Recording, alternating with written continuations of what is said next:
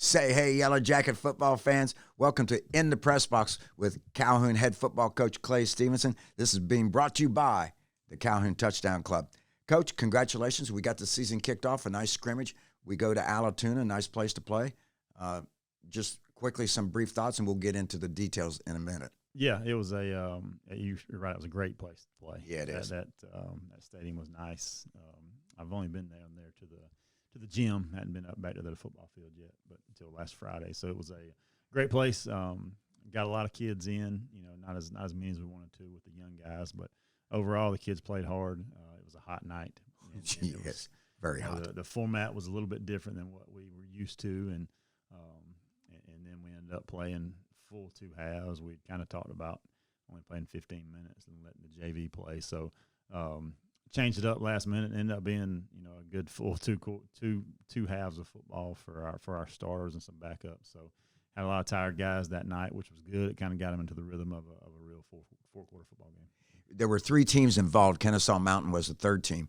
We played our 4 10-minute periods. We played our first 2 10-minute periods against Allatoona, against the Grizzlies. Had about maybe a 10-minute break. I mean, we got right back after it, particularly after we played the Young'uns for an eight-play series for both teams afterwards, and then about a 10-minute break, and then we went up against Kennesaw Mountain. But first, we'll go against we'll talk about Allatoona. Nice to see Brad Smith, their head coach, a former assistant here, took good care of us. Folks, the bleachers on the home side, if you walk in and you walk to the top because you want to sit your back against the back of the press box, it is a cardio workout, just carrying nothing but your body. Yes, it is. You know, for those setup guys who have to take the video equipment up there and everything, we were talking about how you don't want to be that guy. No, at Allatoona, but nice facility, very nice facility, and nice dressing room where we dressed. So it was a good experience, and like you said, getting to see Coach Smith and got to see his kids a little bit was good, and I think they open up with the Daresville this week, so should be a good matchup for them. I think you and I might run into each other Thursday night down at the Daresville watching Allatoona play. Let's get to the game. Coach Terry Morrow, defensive coordinator, has to be very happy with his black shirt defense. They did not allow a point in 40 minutes of football. Yeah, they played extremely well. Got after it, made some mistakes, but they played hard. Tackled really well early as we went on, and kind of got a little bit sluggish.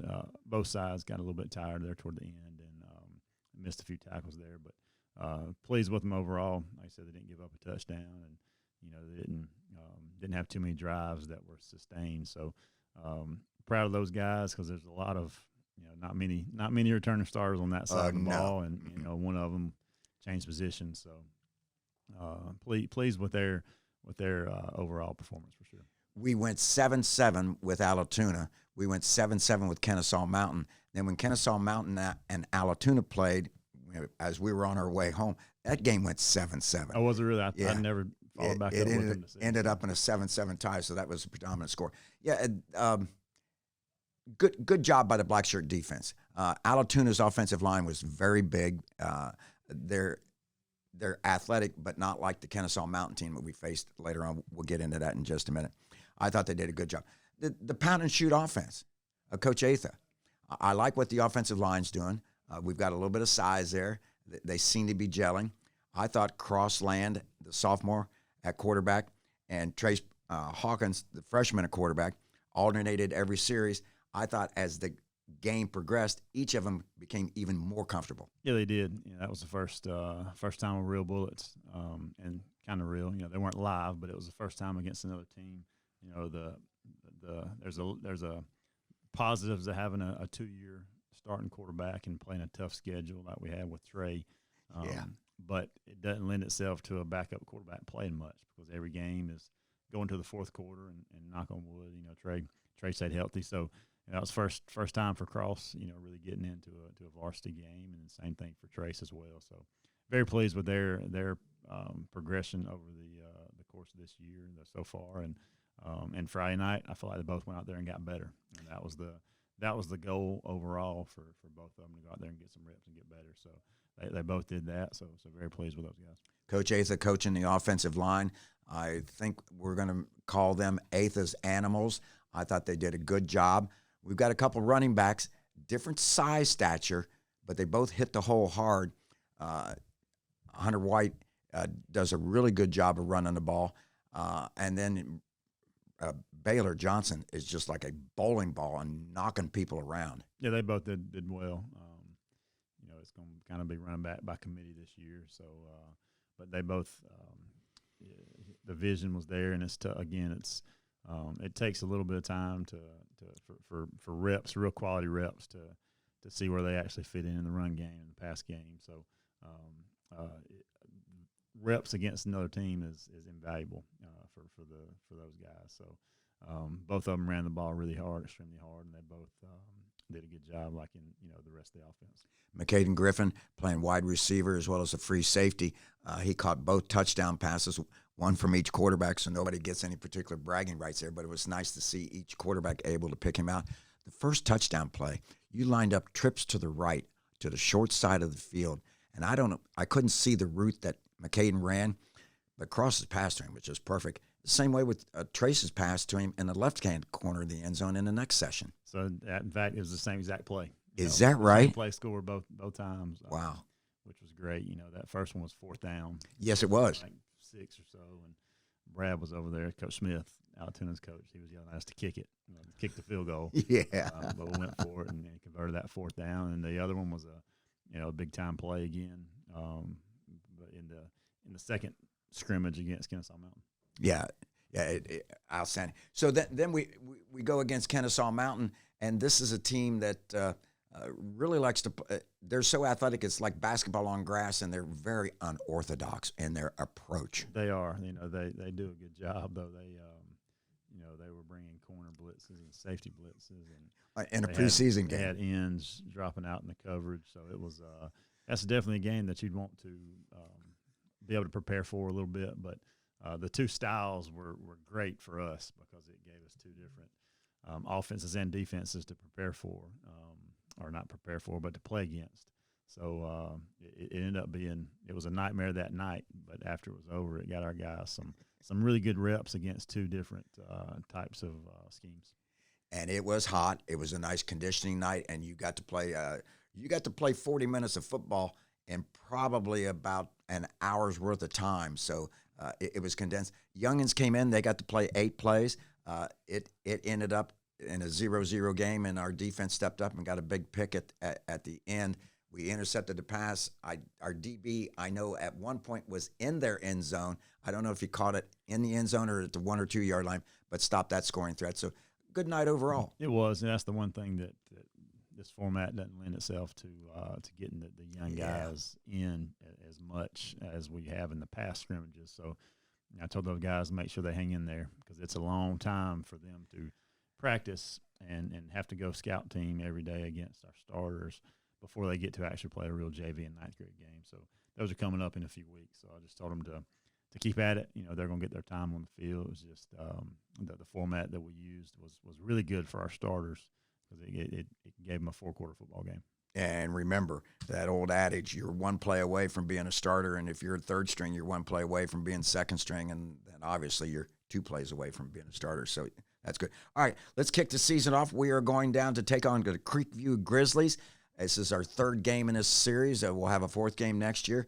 The first 2 have been really exciting games where we come back and win in the second half.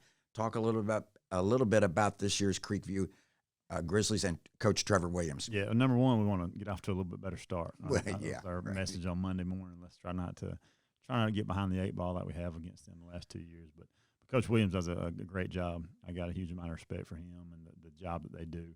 It's a great program. They've got really good support. It's kind of a small town feel, even though it's a big. They got a ton of kids. But yes, it's a small town style that they support that school really well, and great place to play. It's it's one of the probably one of the best environments that we've played in. I agree. Compare it to Gardendale, yes, Alabama. The whole side is going to be full. It's going to be their senior night. They're doing it first game of the year again. And I'm pumped for the kids to go get to play in that kind of environment because that's what it's what high school football is all about. So I'm ready to getting chills thinking about it right now. Ready to get over there and get it kicked off. We the first time we went down there 2 years ago, they put us outside in the bleachers right behind the student body, and we had been told by one of our assistant coaches at that time their student body is loud, and it I'm telling you what, folks, it is fun to broadcast from there. Hopefully we'll have good weather, because 2 years ago, second half was a rainstorm, as Yellow Jackets pulled out their first victory in this series. But it's a fun place to be. It is. It's a super fun place to play. And everybody's nice to us. Oh, well, good. Yeah, except when they turn the lights out. Except when they turn the lights out. Hopefully they'll keep it on after the game. But just really looking forward to getting, all the whole Friday is just it's a special day during football season. You get 10, you guarantee 10 Fridays a year. So from the time you wake up to the time you get home at night, it's a special day for everybody involved. Well, they came to our place last year, and we had to come from behind and get a victory, so we're 2-0 in this series. They had their starting quarterback back. This is Coach Williams is not the tallest guy in the world, but he's about 6'5" in intensity and enthusiasm. There's no doubt. And he'll have his team ready. They work hard in the weight room, and they're going to be prepared. So it's going to be another tough game. Yeah, if you start looking at their roster and you pull their sizes and strengths and speeds, and a lot of them play other sports, so it's a great place, and they're very very well coached. They're not the most not going to out athlete you. They're going to do their best to just be well coached, and they're super strong. So it's a good battle every year. It's one that we didn't really we both talked about it. We didn't really want to play again, but when we started looking at the options, you want to play somebody that you've played before, and it's going to be a great program, and it'll be a great atmosphere, and two good teams going at it. Yeah, they're a physical team. They've got their quarterback back, and obviously in today's day and age with the offenses, the way things are centered, they're centered around the quarterback, and this young man does a good job. Yeah, he does. Last year he broke a power read for a long run. We had to catch him down there inside the 10, but he does a really good job. He's a threat to throw it, but he also can run the option, run some reads, and so he's definitely where the offense is centered around him. So being able to stop him will be a huge key for us tomorrow. Yeah, exactly. It is going to be a huge key tomorrow night. It's going to be nice to be on the home field. We've had renovations all over the place. Some folks, I don't know if everybody that's going to come to the game has seen the stadium, but there's been a lot of facade work with the brickwork around it. It's got a nice look, and the press box is entirely different. Yeah, it'll be nice getting here. In a few weeks with Westminster. It'll be a good time to show off the field. Kind of got a sneak peek with graduation. But yes, everything's pretty much done now. So we're definitely looking forward to having a little off week next week to rest, and then having Westminster come in a couple weeks. Right after we play this game tomorrow night, we will have a bye week, and then we'll have Westminster here, and it'll be alumni night, and we'll be honoring the state championship team from 2014, which you were a big part of also. That's right. Looking forward to seeing those guys. It's crazy. It's been 10 years. 10 years. But it has. We still pull up plays from that game just for different clips that we want to show. So it was a fun time, and hopefully we'll get a lot of those guys back. We're breaking in a new bunch of linemen on the offensive line this year, as well as we're just breaking in a bunch of new people everywhere. So how's practice gone this week? This week's been great. Like you said, we're looking at returning starters, and there aren't many that get circled on both sides. But that's I feel like practices have been going great because there's competition. Every day. Every day we talk about every day is a resume, and you're looking to try to beat the person in front of you or beside you every day in practice. And this week has been good. Monday was a little bit slow, but it's kind of expected with Monday's practices of got a lot to install, and it's just a Monday, so it's a difficult practice. But we got through that, and then Tuesday, Wednesday, and this morning had a lot of energy and enthusiasm this morning for Thursday practice. So the kids are fired up and ready to go. Yeah, Monday's an installation day. There's a lot of thinking going on, and you're still trying to get all your physical workout in. That's a drain. It is. It's tough, and we put a lot on them. Yes. On Mondays, and we try to put a bunch in, and then filter throughout the week of what we need to take out or change. So But pleased with, like I said, overall this week's been a great week of practice. The kids are fired up, and it's football season, so it's hard not to have a smile on your face all the time. A mixture of early morning practices and afternoon practices this week. Yeah, went Monday afternoon, then we went the rest of the morning. So had a middle school scrimmage on Tuesday with Marist. You're out school after school. So is that right? Got to watch a little bit of that one. So football season's here, like we said, and it doesn't stop. We'll blink and it'll be December. So just want to make sure we're taking care of business each and every day, which I feel like we did this week. And I used the adage this morning. The hay was in the barn, and they all looked at me like the coaches or the kids, the players. Yeah, the players. Didn't okay. quite understand what it meant. So I got Coach Morrow to explain that the work's over. Now it's time to go out and enjoy tomorrow, like I said a while ago, and just go out and play Friday night. Yeah, you've got the hay in the barn. We're going to feed the animals, and right now, guys, you're going to be our football animals, and you're going to go out and play, and it's going to be a lot of fun. Yeah, and big thing is keeping guys healthy, as well as trying to get all of that experience. I noticed some guys in the scrimmage down at Allatoona that hadn't been on the football field at all last year, and they're juniors this year. But they were making big plays during the game, and that was nice to see. Yeah, it is. It's their first time in the fire, and obviously football. You have injuries and you have up and downs, and you have a fluid starting lineup and fluid roster, I guess you'd say. And it's everybody battles the same thing, so it's each week you get a couple in, you put a couple back out. So right. Every week you got to make sure, like you said, you got to be ready. Regardless whether you're starter, the backup, or the third team guy, you got to make sure you know your responsibility. Sometimes you don't get as many reps in practice, but if you're getting mental reps and making sure you know what to do, you're easier to throw in there. And we had to do that a little bit on Friday night, as we will the rest of the year. But looking forward to the 11 we got on each side, getting out there and competing tomorrow. It is a contact sport that turns out to be a collision sport, and it's a whole heck of a lot of fun. Like we said, this podcast is being brought to you by the Calhoun Touchdown Club, and we appreciate their support as we traveled down to Creekview to take on the Grizzlies. Then we have a week off, and then we'll be back home hosting in 2 weeks on the 30th, I believe it is, Westminster. It'll be alumni night and honoring the 2014 state championship team. Yeah, just really, like you said, it's you start looking at that schedule, and there's a lot of exciting stuff on there that's coming up. So, just super proud and thankful for the coaching staff that we have since from January to now. They put in a lot of work. We've had a lot of new faces and a lot of people in different roles, and I feel like we've been able to not miss a beat out there on the practice field. So proud of their work that they've put in, and they're great models for myself and also for the kids on and off the field. So very excited for this group of coaches to get out there tomorrow night in a real game, and the kids, can't say enough about them.